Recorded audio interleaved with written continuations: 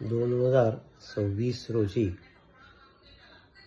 नरेंद्र मोदी यांच्या सरकारने संपूर्ण देशामध्ये 26 नोव्हेंबर हा दिवस संविधान दिन म्हणून साजरा करावा असे ठरवले.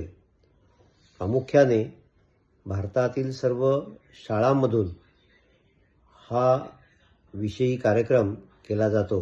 तसेच सर्व सरकारी कार्यालयामध्ये सुद्धा हा दिवस साजरा केला जातो. काही ठिकाणी हल्लीच्या काळामध्ये संविधान जागरूकता यात्रा अशाही काढल्या जातात. गेले 1.5 ते 2 वर्ष संविधान हे एका वेगळ्याच कारणामुळे जास्त चर्चेत आलं आहे. ते म्हणजे जेव्हा नुकतीच झालेली लोकसभा इलेक्शन यामध्ये भाजपला हे संविधान बदलायचे आहे, नवीन संविधान करायचे आहे आणि हे संविधान बदलताना त्यांना राखीव जागा आहेत ह्या कमी करायच्या आहेत. अशा प्रकारचं एक नॅरेशन किंवा अशा प्रकारचं एक विचार सगळ्या ठिकाणी पसरवण्याचा जाणीवपूर्वक प्रयत्न केला गेला. पण प्रत्यक्षामध्ये जेव्हा तुम्ही बघाल तेव्हा राष्ट्रसंघ मुळातच राष्ट्रसंघाचा जो उद्देश आहे स्थापनेमागचा त्याच्यामध्ये संविधानच्या विरुद्ध का आहे का, संविधानाच्या दृष्टीने काही त्याच्यामध्ये वेगळं काही दिलं आहे का हे बघणं सुद्धा जास्त आवश्यक आहे. संविधान जरी 26 नोव्हेंबर 1949 साली स्थापन झालं असले तरी सुद्धा राष्ट्रसंघाची जी स्थापना आहे ती 2025 साली झाली.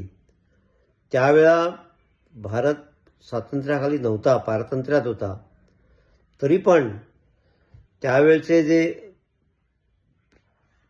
प्रथम सरसंघचालक जे आहेत ते कैलासवासी डॉक्टर केशव बळीराम हेडगेवार यांचं संस्कार, यांचे कल्चर आणि त्यांनी राष्ट्रसंघाची स्थापना करताना जे उद्दिष्ट ठेवले आहे ते उद्दिष्ट बघितले तर संविधानामागचा उद्दिष्ट आणि राष्ट्रसंघाच्या स्थापनेमागचं उद्दिष्ट हे दोन्ही सारखंच आहे असं आपल्या लक्षात येईल.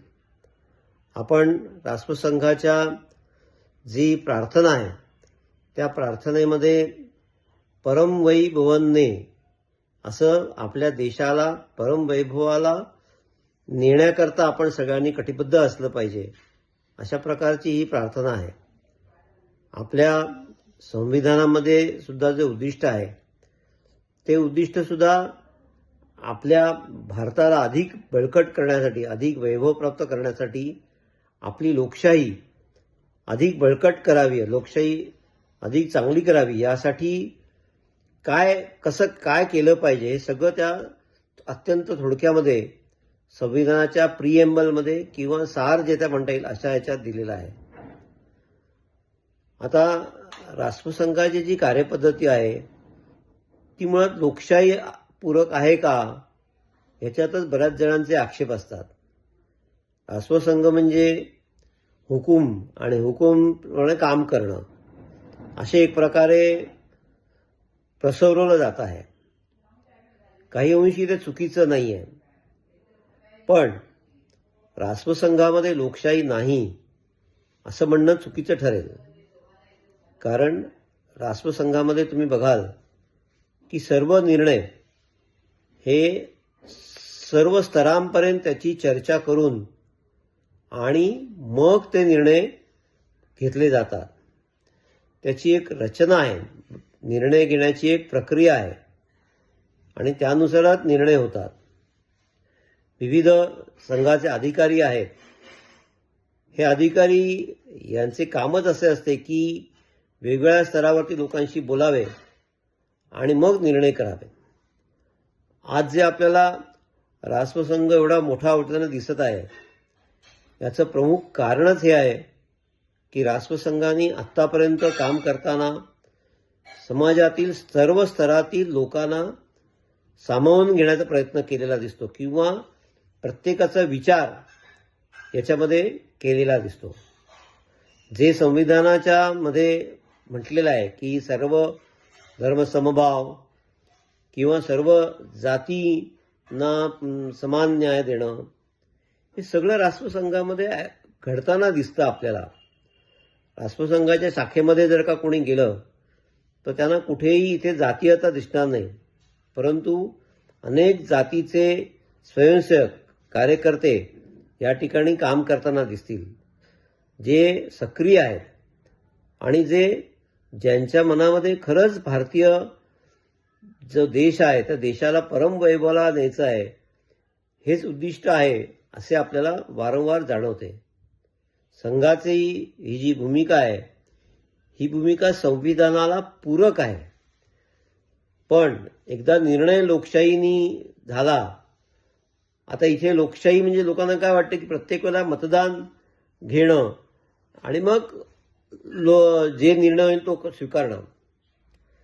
आपण असं बघतो की काही वेळेला नुसतं मतदान घेऊन निर्णय योग्य होतात असं नाही. बरेच निर्णय मतदानाच्या प्रक्रियेतून चुकीचेही झालेले दिसतात. जसे स्वातंत्र्यापूर्वी गुजरातमधील एक गाव जे पाकिस्तानमध्ये न्यायचं का भारतात ठेवायचं याच्याबद्दल चर्चा चालू होती. यावेळेला असा निर्णय घेण्यात आला की तिथे वोटिंग घेण्यात यावं लोकशाही पद्धतीने. त्या ठिकाणी त्या गावामध्ये हिंदू जास्त होते, मुसलमान थोडे कमी होते. हिंदूंचं मत होतं की तो भारतातच राहावं गाव, मुसलमानांचं मत होतं की ते गाव